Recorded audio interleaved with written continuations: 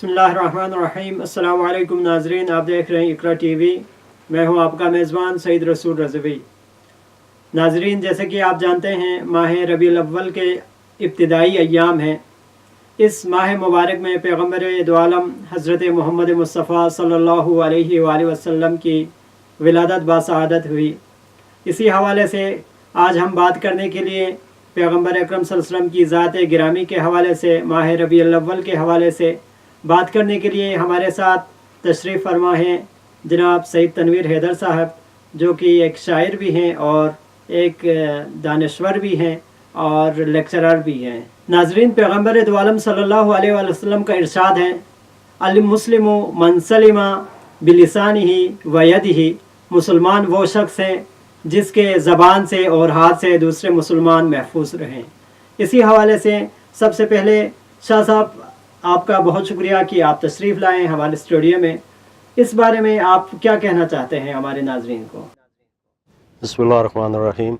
सबसे पहले तो मैं आपका भी शुक्रगुज़ार हूँ कि आपने मुझे यहाँ दावत दी। तो जिस तरह आपने फरमाया कि मुसलमान की जान व माल, उसकी इज़्ज़त आबरू, ये इसकी बड़ी अहमियत है।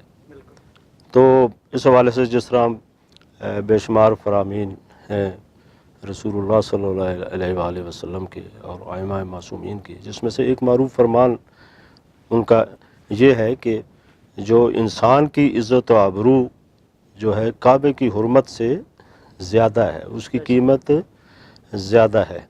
तो जी हाँ, तो दीन तो है ही यानी इंसानियत की इज़्ज़त व आबरू का तहफ़्फ़ुज़ करने वाला। अगर दीन में इंसान की कदर नहीं है किसी भी दीन में, तो वो दीन जो है कभी भी यानी लोगों के सामने लाने के भी काबिल नहीं होता। तो इस्लाम तो तमाम दीन अदियान से यानी बढ़कर है, उसकी अहमियत और अफजल तरीन है, बल्कि ये दीन हक्का है। इसके मुकाबले में जो भी अदियान है वो यानी अदियान बातिला है। तो इसी हवाले से यानी दीन इस्लाम में खुसूसी तौर पर इंसानियत की बड़ी बात की गई है, इंसानियत की इज़्ज़त और हुर्मत की बड़ी बात की गई है। और उसमें इंसान की कदर, एक बशर की जो कदर है, उसकी इज़्ज़त और हुर्मत जो है यानी काबे से वो अफजल है। लेकिन मकाम अफसोस है कि जब हम अपने माशरे में देखते हैं कि इर्द गिर्द यानी जो कुछ दीन के नाम पर और ख़ुसूसन रसूलुल्लाह सल्लल्लाहु अलैहि वसल्लम के नाम पर, उनकी इश्क के नाम पर यानी जो कुछ किया जा रहा है। अभी कुछ अर्सा पहले लोगों ने देखा कि किस तरह यानी हुर्मत रसूल के नाम पर और इश्क रसालत के नाम पर लोगों की अमलाक को जलाया जा रहा है, लोगों के यानी रास्ते बंद किए जा रहे हैं, लोगों की बेहुरमती की जा रही है। तो मैं नहीं समझता ये कि इसको यानी इस अमल को यानी कोई भी दीन तस्लीम करता है, बल्कि जो दीन है और उसमें खुसूसी तौर पर जो इश्क है, कोई भी इश्क है, तो जिस तरह इकबाल ने कहा कि बेखतर कूद पड़ा आतिश नमरूद में इश्क, तो इश्क जो है तो वो तो बेखतर अपनी आप अपनी जान का नजराना पेश करने का नाम है, अपने आप को यानी नजर आतिश करने का नाम है, अपने आप को आग में झोंकने का नाम है, ना कि दूसरों की अमलाक को जलाना। और उनके यानी आप देखें जहाँ ये क्या लोगों ने सड़क, पूरी दुनिया के मीडिया ने देखा कि किस तरह जनाब आग लगाई जा रही है, जो भी चीज़ सामने आती है वो नजर आतिश हो गई है। ये कौन सा इश्क है, ये कौन सी? इसी तरह कुरान में भी इरशाद हुआ ना शाह साहब, जिस तरह कहा गया कि लक़द कान लकुम फ़ी रसूलिल्लाहि उस्वतुन हसना, कि तुम्हारे लिए पैगम्बर अकरम सल्लल्लाहु अलैहि वसल्लम की ज़िंदगी में बेहतरीन नमूना अमल है। तो पैगम्बर की सूरत और पैगम्बर की सीरत तो ये नहीं थी कि किसी के जान माल की को नुकसान पहुँचाएँ या किसी आबरू को नुकसान पहुँचाएँ, मगर मुसलमान इस हद तक आगे बढ़ गए हैं। इस हवाले से आप अपने मंजूम अंदाज में हमारे नाज़रीन तक जिस तरह आपने वो बात की कि पैगंबर तो जो दुश्मनों पर भी अगर कभी कोई तकलीफ़ का मरला आता तो वो उनके साथ खड़े होते। तो बल्कि मैं तो अभी यानी उसी यानी इकबाल के मिसरे से यानी वही बात मैं अखज़ करता हूँ कि वो जिस तरह उन्होंने कहा कि बेखतर कूद पड़ा आतिश नमरूद में इश्क, तो ये सुन्नत इब्राहिमी तो अपने आप को यानी आग की नज़र करने का नाम है, ना कि दूसरों को यानी आग के آگ میں جھونکنے کا نام، یہ تو میرا خیال ہے سنت نمرود ہے، یہ تو اس کا کام ہے کہ اس نے مخالفوں کو اپنے یعنی جس طرح جناب ابراہیم علیہ السلام کو یعنی ایک چاہے آتش میں یعنی جھونکا۔ اب پتہ نہیں ہم یعنی نام تو لیتے ہیں رسول اللہ کی ذات کا، لیکن ہمارا جو عمل ہے یعنی وہ بالکل اس سے یعنی الٹ ہے، اس میں یعنی تضاد ہے۔ تو اسی والے سے میں نے چند اشعار رقم کیے ہیں۔ تو ربیع الاول کا یہ مہینہ بھی ہے، تو یعنی ایک یہ نعت بھی ہے اور اس میں ایک پیغام بھی ہے انسانیت کے حوالے سے، تو اجازت چاہتا ہوں اگر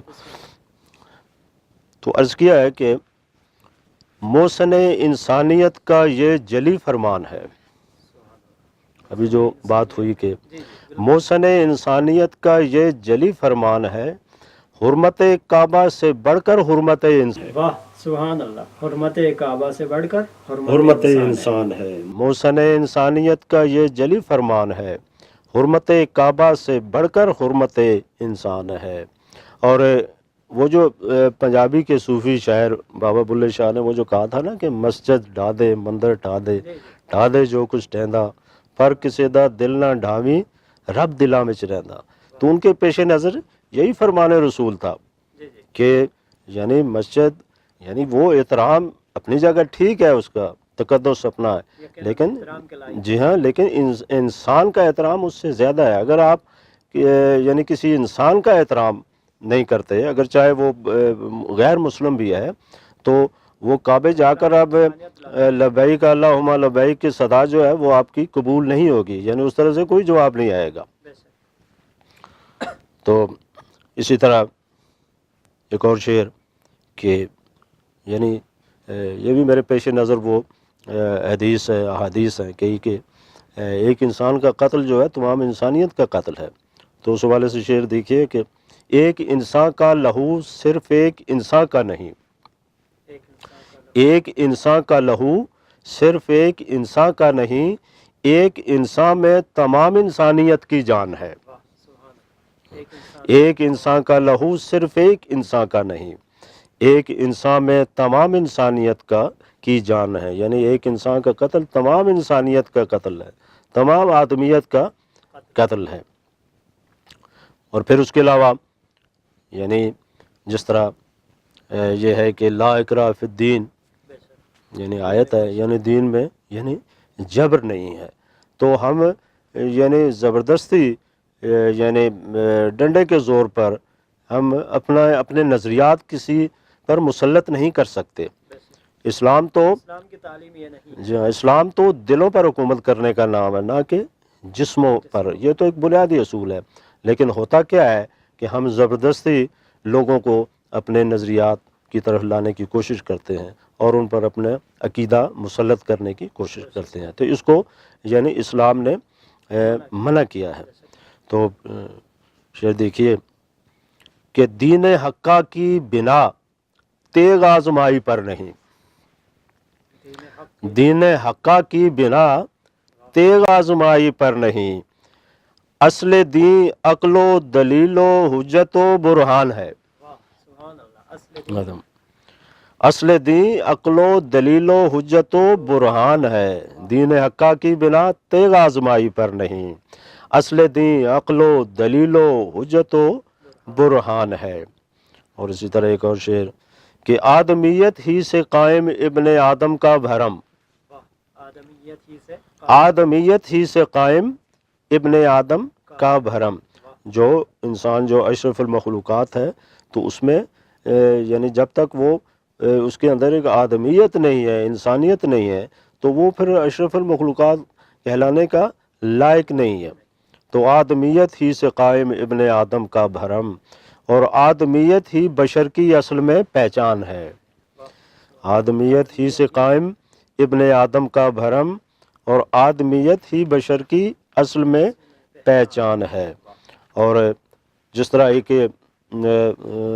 حدیث مبارکہ کا ذکر کیا جاتا ہے کہ جو امت میں جو اختلاف ہے جو باعث رحمت ہے، لیکن یہ اختلاف وہ خاص دائرے کے اندر ہے، یعنی وہ فروع اس بارے میں جو ارشاد ہوا وہ اس طرح سے میں نے شاید آپ اس کی اصلاح فرمائیں گے، جیسے سنا گیا کہ اختلاف الامہ رحمہ کا مطلب یہ ہے کہ جو علمی اور فقہی مباحث میں جی ہاں اختلاف امت رحمت ہے. جی دین تو یعنی تفرقہ بازی کے خلاف ہے. تو یہ اختلاف ایک خاص سطح تک یعنی جو جس سے آپ ایک تحقیق کا راستہ نکلے، اجتہاد کا راستہ نکلے. یعنی کچھ آپ دیکھیں ہمارے علماء کے درمیان کچھ فروعی باتوں میں اختلاف ہے، تو وہ یعنی ایک اس کا ایک مثبت پہلو یہ ہے کہ یعنی یہ ایک ریسرچ تحقیق ہے. یعنی لوگ یعنی اس کے تحقیق کا اگر دامن پکڑیں گے تو ظاہر ہے اس میں کچھ باتیں جو ہیں وہ یعنی اختلافی نوعیت کی ہوں گی. اسلام یعنی بنیادی باتوں میں تو کسی کو اختلاف نہیں ہے. اور پھر دیکھیں یعنی یہ جو اختلاف جو باعث رحمت ہے، یعنی اس کو دیکھیں کہ یعنی اس کو یعنی عملی صورت میں کیسے یہ جو ہے نا وہ اس کو باعث رحمت بنایا جا سکتا ہے. تو ہم یہ دیکھتے ہیں جس طرح امام خمینی رحمۃ اللہ علیہ یعنی جب یعنی کیا تھا، ایک امت میں ایک اختلاف تھا. یعنی یہ فروع یہ دنوں کا رسول پاک کی ولادت کے حوالے سے بعض جو ہیں جو مکاتب فکر ہیں یعنی ان کے نزدیک 12 ربیع الاول ہے، بعض کے نزدیک 17 ربیع الاول ہے. تو اصل میں یہ کوئی ایسی کوئی لڑائی جھگڑے والی بات نہیں تھی. یعنی دنوں کا یہ تو ہو جاتا ہے، یعنی آج 1400 سال ہو گئے ہیں تو اس میں اختلاف ایک جو ہے نا ہونا فطری بات ہے. لیکن ہم نے کیا کیا یعنی اس کو ایک یعنی اختلاف کو ایک یعنی ایک کہہ لیں کہ ہم نے اس کا یعنی منفی اس پہ یعنی صورت میں اس کا استعمال کیا. تو امام خمینی نے کیا کیا، انہوں نے جب صورت یعنی دیکھا صورتحال تو انہوں نے کیا کیوں نہ ایسا ہو کہ جو یعنی جو 12 ربیع کو مناتے ہیں اور ایک جو ہے وہ 17، تو کیوں نہ ہم 12 سے لے کر 17 ربیع الاول تک پورا ہفتہ ہی میلاد منائیں. اور یعنی اس کا پھر یعنی نام وہ پورا ہفتہ وحدت اس کا نام رکھ دیا گیا. آئندہ یعنی وہ 12 ربیع الاول اور 17 یعنی پوری دنیا میں وہ ہفتہ وحدت منایا جاتا ہے. اور اس کا کتنا فائدہ ہوا یہاں پہ واضح ہو جاتا ہے کہ ایک اختلاف کو کس طرح باعث رحمت بنایا جا سکتا ہے. بے شمار جو ہمارے چھوٹے چھوٹے اختلاف ہیں اگر اس ہم نقطۂ نظر سے دیکھیں تو بے شمار ہمارے مسائل جو ہے نا بلا وجہ جو وجہ اختلاف جو بنے ہوئے ہیں وہ ختم ہو سکتے ہیں اور اس میں سے وہ رحمت کا ایک پہلو نکل سکتا ہے. تو یعنی اسی حوالے سے یعنی ایک شعر دیکھیے کہ گلشن دی میں جو ہے یہ اختلاف رنگ و بو، گلشن دی میں جو ہے یہ اختلاف رنگ و بو، زینت صحن گلستاں کا سر و سامان ہے. گلشن دی میں جو ہے یہ اختلاف رنگ و بو، زینت صحن گلستاں کا سر و سامان ہے.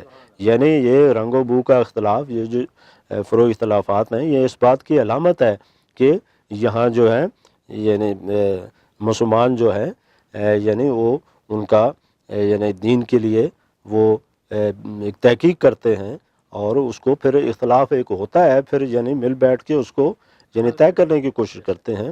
تو یہ کہ یعنی دین میں ایک رنگا رنگی ہے. تو گلشن دی میں جو ہے یہ اختلاف رنگ و بو، زینت صحن گلستاں کا سر و سامان ہے. اور یہ آخری شعر یعنی یہ اب دیکھیے دین میں جو تفرقہ پیدا ہوا تو میں اپنے حوالے سے سمجھتا ہوں یا ہم نے جو علماء سے سیکھا ہے یا مطالعہ کیا ہے جو اس میں یعنی اس کا سبب جو یعنی جب دین میں آمریت کو داخل کیا گیا تو انہوں نے جو آمر یا ڈکٹیٹر جو حکمران آئے دین کے نام پر، تو انہوں نے پھر ان کا یہ یعنی ایک ضرورت تھی کہ اپنے اقتدار کو طول دینے کے لیے یعنی لوگوں کو ان کے مابین جو ہے اختلاف ڈالا جائے. جس طرح انگلش کا ہے کہ ڈیوائڈ اینڈ رول والا یہ کلیہ، تو یہ بھی ایک یعنی بین الاقوامی کلیہ ہے یعنی جس کو دیکھ کر یا جس کو استعمال میں لا کر یعنی امتوں میں ایک امت کے مابین اختلاف ڈالا گیا، پھر آگے مختلف امم کے درمیان امتوں کے درمیان ڈالا گیا اختلاف. آج مسلمانوں کے کتنے یعنی 100 کے قریب 60 سے زیادہ جو ممالک ہیں اور کسی ایک پلیٹ فارم پر نہیں ہے. یعنی یہ جو اختلافات کا سلسلہ کہاں تک گیا ہے اور اس کے پیچھے آج بھی دیکھ لیں یعنی اس کی وجہ کون ہے. تو اس کے پیچھے یعنی آج کے بھی آپ کو جو آمرانہ حکومتیں ہیں مسلمانوں پر جو جبری مسلط کی گئی ہیں تو اس کی وجہ جو ہے یعنی وہی نظر آئے گی. تو یہ شعر کہ یہ جو دین کے نام پر تنویر ہے فتنہ گری، یہ جو دین کے نام پر تنویر ہے فتنہ گری، آمریت کا یہ پھیلایا ہوا سرطان ہے. سرطان ہے، واہ واہ واہ، یہ سرطان کی شکل اختیار یہ جو دین کے نام پر تنویر ہے فتنہ گری، آمریت کا یہ پھیلایا ہوا سرطان ہے. تو یہ جو امام عالی مقام نے جو جہاد کیا آمریت کے خلاف، یعنی وہ یہی تھا، وہ سمجھتے تھے کہ یہ ایسی بیماری ہے، ایسا سرطان ہے. خرابیاں تو اور بھی تھیں، لیکن ان کے قیام کا جو اصل مقصد تھا کہ یعنی دین میں ایک آمریت کو داخل کر دیا گیا تھا دین کے نام پر. تو اگر آپ امام علی مقام اگر قیام نہ فرماتے تو آج جو ہے نا ہر جگہ جو ہے نا یعنی آمروں کو لوگ سلام کرتے، بادشاہت کو سلام کرتے، اگرچہ لوگ ہیں ایسے، لیکن ظاہر ہے یعنی دین تو اس کی اجازت نہیں دیتا. اور جو سمجھنے والے ہیں انہیں یعنی علم ہے کہ یہ جو دین میں ڈکٹیٹرشپ، شہنشاہیت جو ہے یہ نہیں ہے، یہ آمروں کی پیداوار ہے. بہت شکریہ شاہ صاحب، آپ نے اپنی قیمتی وقت میں سے وقت نکالا اور تشریف لائے. جی ناظرین، پیغمبر اکرم صلی اللہ علیہ وآلہ وسلم کی زندگی ہمارے لیے نمونہ عمل ہے. ہمارے لیے ضروری یہ ہے کہ پیغمبر اکرم صلی اللہ علیہ وآلہ وسلم نے جو کچھ نمونہ ہمارے لیے پیش کیا ہے اس پر عمل پیرا ہو جائے تو ہماری زندگی بھی بہتر اور زندگی میں بھی کامیاب اور آخرت میں بھی کامیاب ہو سکتے ہیں. اسی کے ساتھ اگلے پروگرام تک کے لیے اجازت دیجیے. اللہ حافظ.